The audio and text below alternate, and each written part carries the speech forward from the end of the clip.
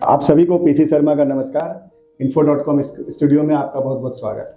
आज हमारे बीच हैं श्री शर्मानंद राय जी, जो कि चुनाव भी लड़ चुके हैं और पटना फुटबॉल एसोसिएशन जो अंतर्राष्ट्रीय स्तर की संगठन है वो भी चलाते हैं, उसके मुखिया हैं और एक काफ़ी अनुभवी अधिवक्ता भी हैं और लोक अभियोजक भी हैं, अपर लोक अभियोजक भी हैं।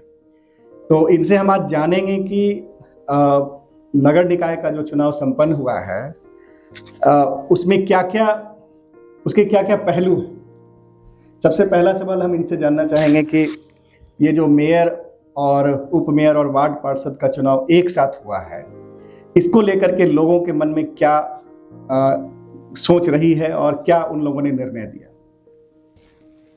यह जो तीनों का चुनाव हुआ, मेयर, उप मेयर और वार्ड काउंसलर का,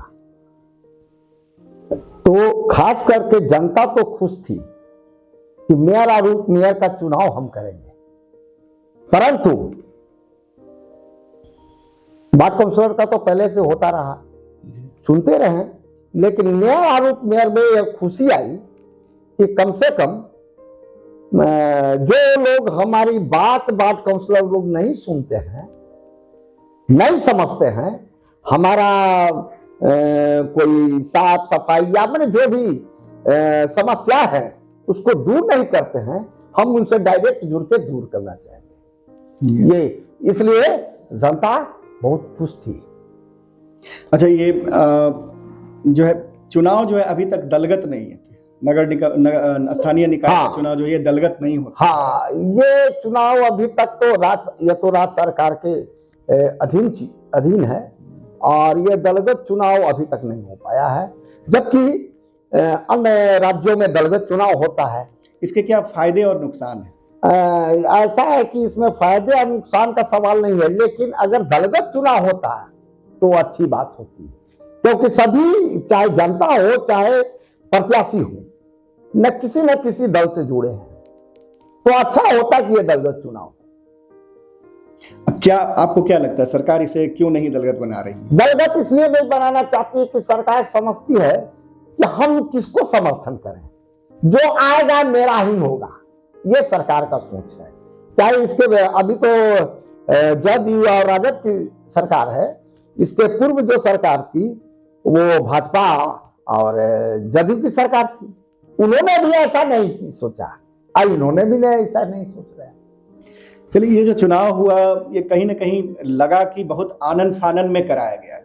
इसके पहले जो है हाईकोर्ट का आदेश आया, उसके बाद जो चुनाव स्थगित कर दी गई, फिर जो है जो उसमें गाइडलाइंस थे उसकी खानापूर्ति की गई और आनन फानन में चुनाव की घोषणा कर दी गई।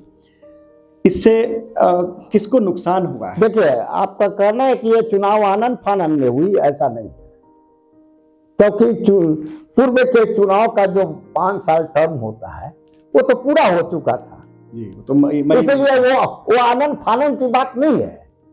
हाँ, सरकार बदली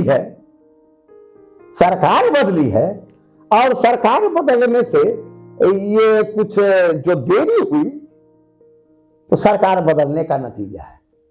नहीं, ऐसा लग रहा था कि हाईकोर्ट जो है उसकी वजह से जो चुनाव रुकी, स्थगित हुई, फिर मामला जो है सुप्रीम कोर्ट में टेकअप ना हो जाए, इसलिए जल्दी से चुनाव। ऐसा है कि जहां तक उच्च न्यायालय, उच्चतम न्यायालय के निर्देशों का सवाल है, उस पर हम नहीं जाना चाहेंगे और न कोई कमेंट करेंगे, परंतु हर चाहे उच्च न्यायालय हो या चाहे उच्चतम न्यायालय हो, चुनाव होना एक लोकहित की बात है। उनका आने वाला फैसला चाहे वो आगे आए चाहे पीछे आए, लोकहित में होगा। अच्छा, मेयर प्रत्याशी के जीत पर आप क्या कहेंगे और जो मेयर प्रत्याशी थे उनके पराजय पर आपकी क्या टिप्पणी? जहां तक मेयर प्रत्याशी के जीत की बात है तो चुनाव तो दलगत था नहीं, अप्रत्यक्ष रूप से था, परंतु जो मेयर प्रत्याशी जीते हैं वो दलगत जीते हैं और उनके दल के लोगों ने विशेष रूप से कार्य किया। लेकिन जो हारे प्रत्याशी हैं वो भी किसी न किसी दल से जुड़े हैं, परंतु उनके दल वालों ने सही तरीके से उनका समर्थन नहीं किया।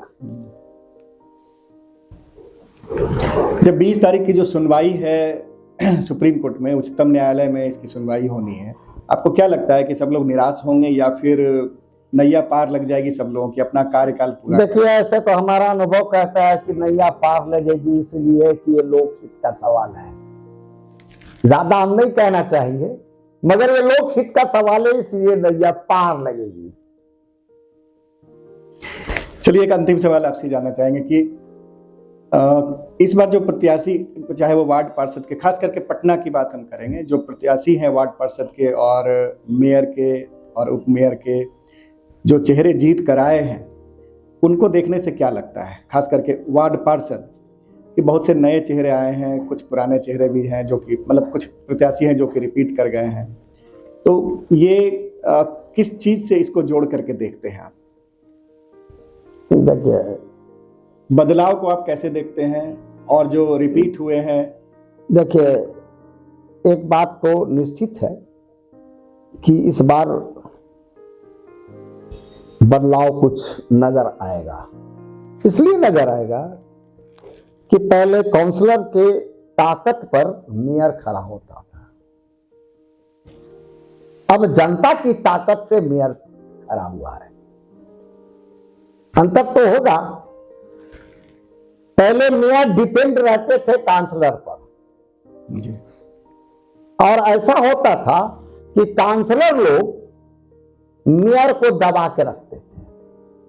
काउंसलर लोग अपने जनता को दबाते थे, कुचलते थे, काम नहीं करते थे, लेकिन इसकी सुनवाई मेयर भी पूर्व के मेयर नहीं कर पाते थे, इसलिए कि वो दबाव में रहते थे कि भाई अगर ऐसा करेंगे तो हमारे खिलाफ अविश्वास प्रस्ताव आ जाएगा, है?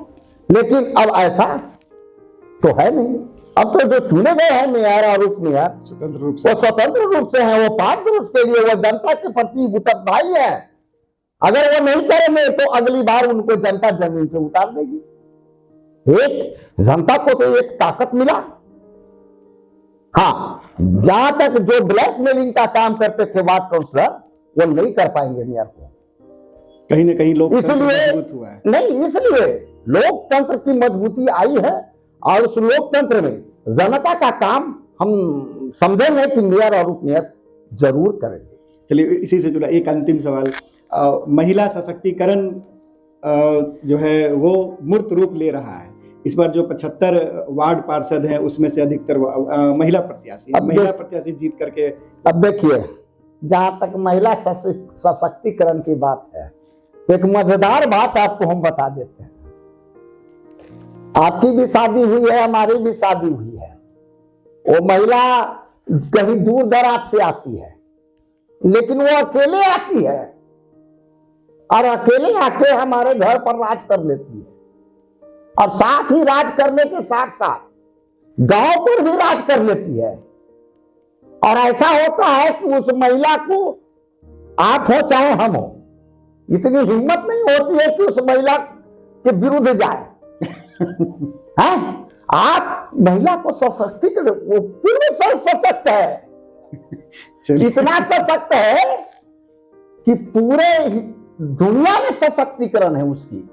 अंतर सिर्फ है कि थोड़ा कार्य योजना में आ गई है और उस कार्य योजना में वो अपने कार्य को बखूबी अंजाम देगी। नीति निर्धारण में उनकी इसलिए कि महिला एक अलग चीज है। वो जब घर चला सकती है, परिवार चला सकती है, तो समाज क्यों नहीं चला सकती? ये भी तो कहा जाता है कि जितनी महिला प्रतिनिधि हैं उनके पीछे जो है लगे रहते हैं उनके रिश्तेदार, पुरुष रिश्तेदार जो लगे रहते हैं। आप कहेंगे, सही बात आपने कहा, पति लगे रहते हैं, भाई लगा रहता है, किसी का देवर है, किसी का कहीं कुछ है, परंतु उसकी कोई मर्यादा नहीं है, वो मर्यादाहीन है। मालिक वही है। अरे भाई, बहुत सारे नेता का आप पीछे देखेंगे, चमचे पीछे पीछे लगे रहते हैं, तो क्या वो मर्यादित हो जाते हैं? नहीं, मतलब महिला सशक्तिकरण ही सत्य है और कड़वी सत्य है। चलिए, और आपको बता दें, हम भारतीय स्वयं सेवक संघ के राष्ट्रीय संयोजक हैं और हमारा अभियान चलता है। हम सिर्फ संविधान की बात करते हैं, हम संविधान का प्रचार प्रसार करने का जिम्मा उठाया है और यही हमारा सामाजिक क्षेत्र है। चलिए, बहुत बहुत धन्यवाद। तो आज हमारे बीच एडवोकेट, सीनियर एडवोकेट, अपर लोक अभियोजक श्री शर्मानंद जी मौजूद थे और इन्होंने बताया कि नगर निकाय चुनाव, जो स्थानीय निकाय चुनाव है, इसमें इसके क्या क्या पहलू थे और आने वाले दिनों में इसमें क्या होने वाला है। क्या जो नए नए प्रत्याशी चुन करके आए हैं वो अपना कार्यकाल पूरा करेंगे कि नहीं करेंगे, इस पर भी इन्होंने टिप्पणी की। देखते हैं आगे फिर क्या होता है। बहुत बहुत धन्यवाद।